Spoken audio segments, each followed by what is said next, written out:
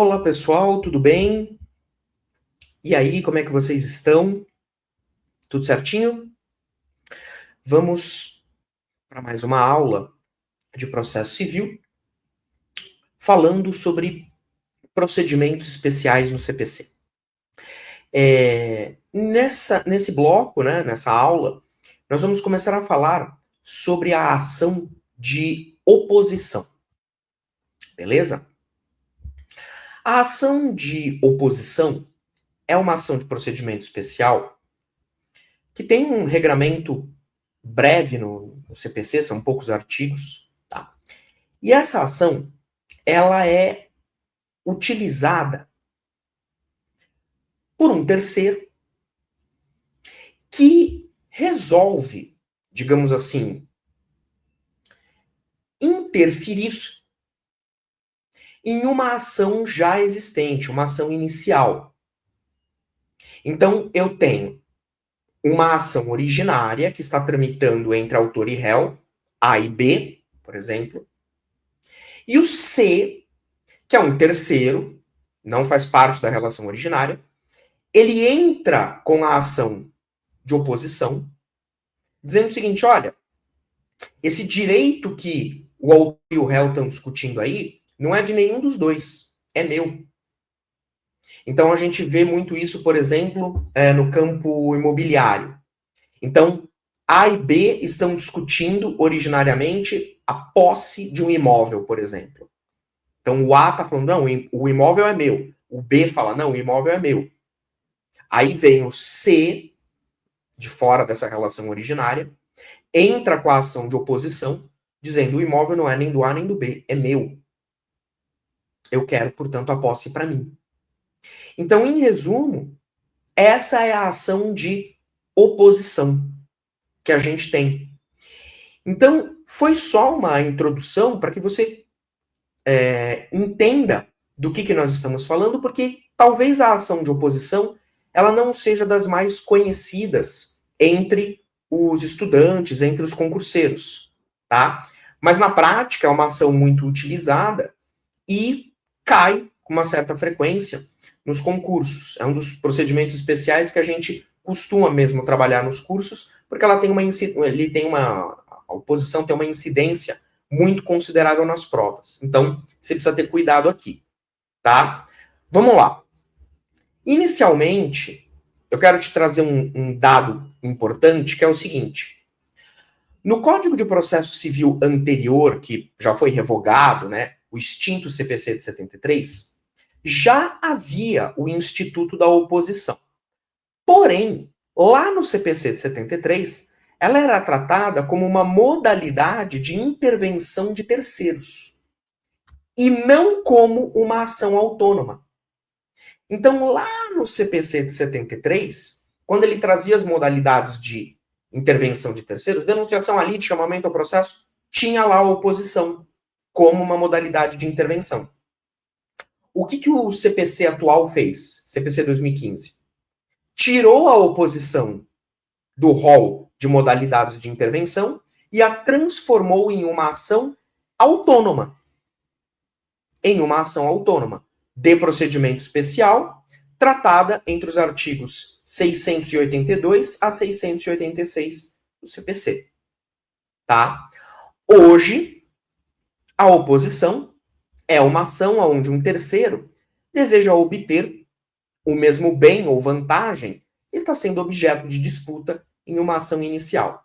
Então perceba que um dos, digamos, pressupostos básicos para que eu ingresse com uma ação de oposição é exatamente a existência de uma ação inicial, uma ação originária, em que o opoente, quem vai entrar com a oposição, né, não faz parte, tá? Mas é uma ação que vai, de certa forma, se ligar à ação inicial. Porque vai haver uma interferência no julgamento. O julgamento da oposição vai interferir na ação principal, pode interferir na ação principal, na ação originária. Porque se o juiz entender que o oponente tem razão, então o imóvel não é nem do A nem do B, é do C, e julga procedente a oposição, consequentemente, a ação inicial será julgada improcedente. O imóvel não é nem do A nem do B, é do C, é do opoente. Então, existe essa relação entre as ações, tá? Então, olha só. O João e o Pedro, eles estão numa ação inicial, tá? Eles estão numa ação inicial, uma ação originária. Quem são as partes? João e Pedro. E eles estão discutindo a posse de um imóvel. O Marcos, ele é um terceiro. Ele é um terceiro porque ele não faz parte da relação processual inicial. Tá? Por isso que no CPC velho, a oposição era uma modalidade de intervenção. Aí o Marcos entra com a ação de oposição, dizendo, olha, na verdade, nem o João nem Pedro são os reais possuidores do bem. Quem é o real possuidor sou eu. Então ele vai pedir para o juiz conceder para ele a posse, né? E não para o João, não para o Pedro. Então, se o juiz julga procedente a oposição, consequentemente, ele julga improcedente a ação inicial. Tá? Agora, repare num detalhe. Para que eu possa entrar com uma ação de oposição, eu preciso ter um objeto litigioso, tá? Porque a ação de oposição, ela vai tratar desse mesmo objeto litigioso da ação inicial. E aí vamos lá, vamos ver se você realmente está acompanhando as nossas aulas de processo civil desde o começo. Quando é que o objeto se torna litigioso?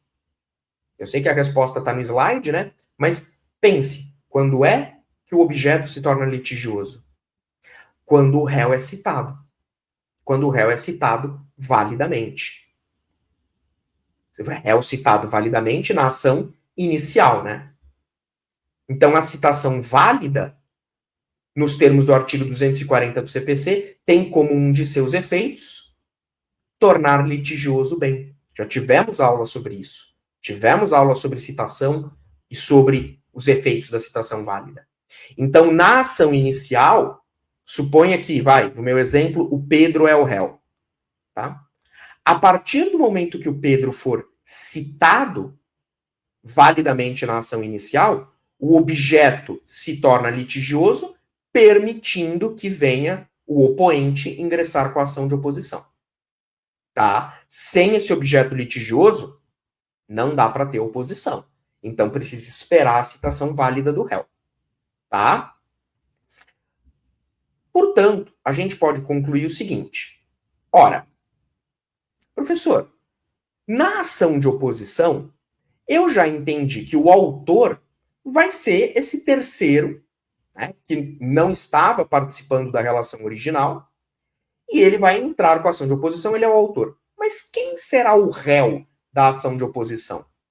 Veja, na verdade, nós teremos os réus, porque na oposição, os réus são as partes da ação original. Portanto, na ação de oposição, aqui no meu exemplo, o Marcos é o autor, e o João e o Pedro são os réus da oposição. Olha o artigo 682 do CPC. Quem pretender, no todo ou em parte, a coisa ou direito sobre que controverterem autor e réu, poderá, até ser proferida a sentença, eu já explico isso, oferecer oposição contra ambos. Oposição contra ambos. Ah, professor, então isto significa que na oposição eu terei a formação de um litisconsórcio? Exatamente. Um litisconsórcio passivo necessário. Necessário. E quem serão os litisconsortes passivos? O autor e o réu da ação original. Ok? Opa, desculpa. Beleza? Agora, veja bem. O mesmo artigo 682, que nos permite concluir pela formação do litisconsórcio, tem lá o trechinho falando que a oposição ela só pode ser manejada até a sentença. até que seja proferida a sentença na ação original. Então, existe, pessoal, um limite temporal para que eu possa entrar com a oposição. Eu não posso entrar com a oposição depois da sentença. Porque aí a lide originária, ela já vai estar decidida. Então, se eu quero realmente entrar com a oposição, eu tenho que fazer isso antes de proferida a sentença na ação original. Depois não adianta. Beleza? Então, cuidado com este marco temporal que a gente também extrai do 682, ó, até ser proferida a sentença. Beleza? Bom, quando eu entro com a oposição, ela vai ser julgada pelo mesmo juízo da ação inicial, por conta dessa relação que existe entre a oposição e a ação inicial, até porque haverá a interferência no resultado, né?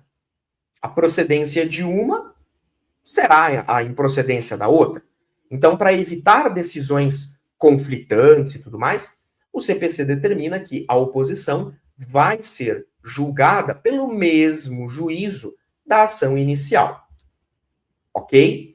Veja, inclusive, isso fica muito claro, o artigo 683, parágrafo único, fala que a ação de oposição será distribuída por dependência.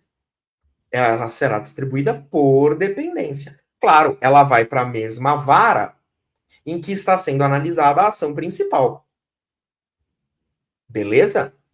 Tranquilo? E aqui a gente até já, eu vou falar disso mais à frente, né? Mas a gente até já verifica, ó, prazo de contestação, 15 dias, né, na oposição. Então, o CPC manteve aí o tradicional prazo de 15 dias, no caso da contestação da oposição. Mas depois a gente fala sobre isso. Veja ainda que o artigo 686 fala que cabe ao juiz decidir simultaneamente a ação originária e a oposição, tá? Então, é o mesmo juízo que vai realizar o julgamento das duas ações, obviamente, tá? Só que o 686, ele diz o seguinte, juiz, primeiro você julga a oposição, primeiro você analisa a oposição, tá? Depois você julga a ação originária. Beleza? Cuidado! Existe uma relação de prejudicialidade entre a oposição e a ação originária. Essa relação de prejudicialidade é exatamente o que eu venho falando, no sentido de que o resultado de uma influencia no da outra. Por isso, o julgamento em conjunto, né? Pelo mesmo juízo. Ok? Pelo mesmo juízo. Fechou? Então, o que acontece? Há uma relação de prejudicialidade, até por uma consequência lógica, tá? Então, o que a gente pode ter como possíveis resultados do julgamento das duas ações, da oposição e da ação originária? Vamos ver, o que essa relação de prejudicialidade ela pode causar? Primeiro resultado possível, procedência da oposição e improcedência da ação inicial. Porque no meu exemplo, se a gente está discutindo posse, né? Então o A e o B estão discutindo a posse de um imóvel na ação originária, vem o C, entra com a oposição e fala, juiz, o imóvel não é nem do A nem do B, é meu. Se o juiz julgar a oposição procedente, claro, nem o A nem o B vão ficar com o imóvel. Então, o pedido feito pelo A, né, de ter a posse do bem, será julgado improcedente. A posse vai ser agora do oponente. Ok? Segundo resultado possível, é o contrário. Improcedência da oposição e procedência da ação inicial. Mesma coisa, só que ao contrário. Se a ação inicial entre A e B é julgada procedente, então o juiz concede ao A, que é o autor, a posse do bem, tira, portanto, a posse do B, né, por exemplo, o C também está prejudicado, né? Porque se a ação foi procedente, significa que o imóvel é do A, não é nem do B nem do C. Então, o imóvel vai ser entregue, o bem vai ser entregue ao autor da ação originária. Percebe essa íntima relação entre a oposição e a ação inicial? Por isso que elas vão caminhar junto. No próximo bloco a gente vai falar um pouquinho mais detalhadamente do procedimento da oposição, né? Mas elas caminham em conjunto, tá? Exatamente por conta dessa relação de prejudicialidade. E para evitar, claro, decisões conflitantes, né? Imagina, seria meio inseguro do ponto de vista jurídico. Terceiro resultado, improcedência de ambas as ações. Simples. Pode acontecer a improcedência da ação principal e da oposição? Pode. E aí a coisa fica, por exemplo, com o réu da ação originária, da ação inicial. Então o A e o B estavam discutindo a posse do imóvel, veio o C, entrou com a oposição, né? O juiz, analisando a oposição, julga improcedente. E julga improcedente também a ação inicial, negando o pedido do A. O A queria o imóvel para ele. O juiz julga improcedente e deixa o imóvel com o B, réu da ação inicial. Improcedência da oposição e da ação inicial, sem problema nenhum. Professor, posso ter a procedência das duas ações, da oposição e da ação inicial? Não. Não é possível procedência das duas. Pelo menos não a procedência total. Não a procedência total. Por uma questão lógica. Por uma questão lógica, né? Não dá para... Ou o imóvel é do opoente, ou o imóvel é, o bem, né, que seja, o bem é de uma das partes da ação originária. Então, procedência total de ambas, em tese, não é possível. Agora, uma procedência parcial, como quinto resultado, né? Como quinto resultado, é possível. Eu posso ter procedência parcial da oposição e da ação inicial. Por exemplo, o opoente e o autor da ação inicial são donos de partes do bem, frações ideais do bem que está sendo discutido. Aí, tudo bem. O juiz pode dar uma parcial procedência para a oposição e para a ação inicial. Ok? Então, basicamente, pessoal, estes são os resultados possíveis em virtude dessa relação de prejudicialidade. Pode ter procedência da oposição em procedência da ação inicial, em procedência da oposição, procedência da inicial, em procedência das duas, ou procedência parcial das ações. A total, não. Mas a parcial é possível, como, por exemplo, nesses casos, onde o oponente, o autor, eventualmente, sejam donos de partes do bem. Aí, beleza, a gente consegue cogitar de uma procedência parcial. Beleza? Então, olha só. Vimos que a oposição hoje é uma ação autônoma, não é mais uma modalidade de intervenção de terceiros, é uma ação autônoma de procedimento especial, aonde um terceiro, né, o opoente, ele quer obter aquele bem, aquele direito que está sendo discutido numa ação inicial. Beleza? Para entrar com a oposição, eu preciso que o objeto tenha se tornado litigioso. O objeto lá discutido na ação inicial tem que ter se tornado litigioso. O que acontece quando o réu da ação inicial é citado validamente, como diz o artigo 240 do CPC. Ok?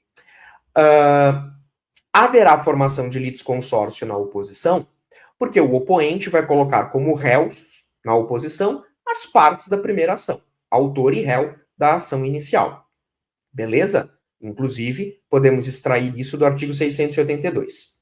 Mesmo artigo que limita a possibilidade de ingresso com a oposição até a prolação da sentença na ação original.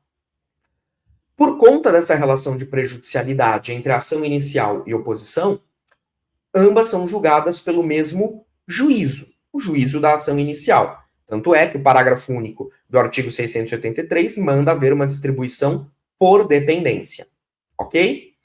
O artigo 686 também reforça, né, falando que o juiz vai decidir simultaneamente a ação originária e a oposição, só que vai conhecer primeiro da oposição, né? E, por conta dessa prejudicialidade, a influência no resultado de uma e no resultado da outra, a gente tem, basicamente, esses 5 cenários possíveis, esses 5 resultados possíveis. Beleza?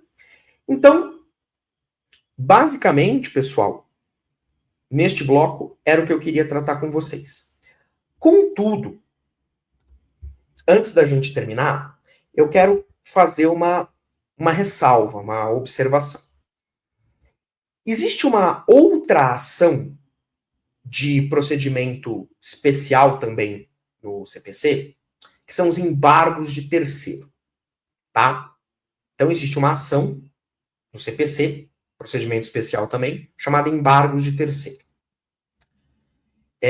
Agora, eu não me lembro se a gente vai ter aula de embargo de terceiro ou não, teria que ver lá no conteúdo programático, eu não me recordo agora, mas fica, de qualquer forma, a informação.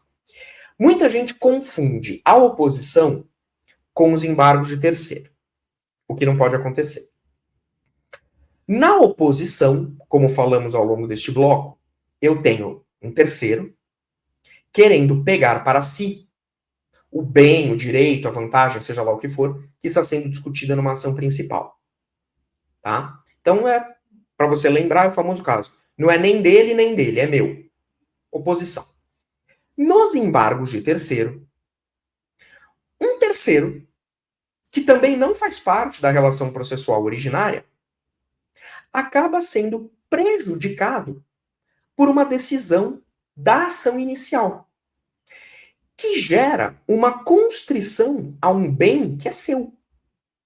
O cara fica sem um bem que é dele por conta de uma decisão proferida numa ação inicial do qual ele não fez parte. Exemplo. Numa ação inicial, está sendo discutida lá uma cobrança, não sei o quê, o juiz da ação manda penhorar um terreno, só que eu sou vizinho do réu da ação inicial. E na hora de realizar a penhora, uma parte do meu terreno foi penhorado. Eu falei, mas escuta, como assim? Eu não sou parte nessa ação inicial e vocês estão penhorando uma parte do meu terreno que não tem nada a ver com a história?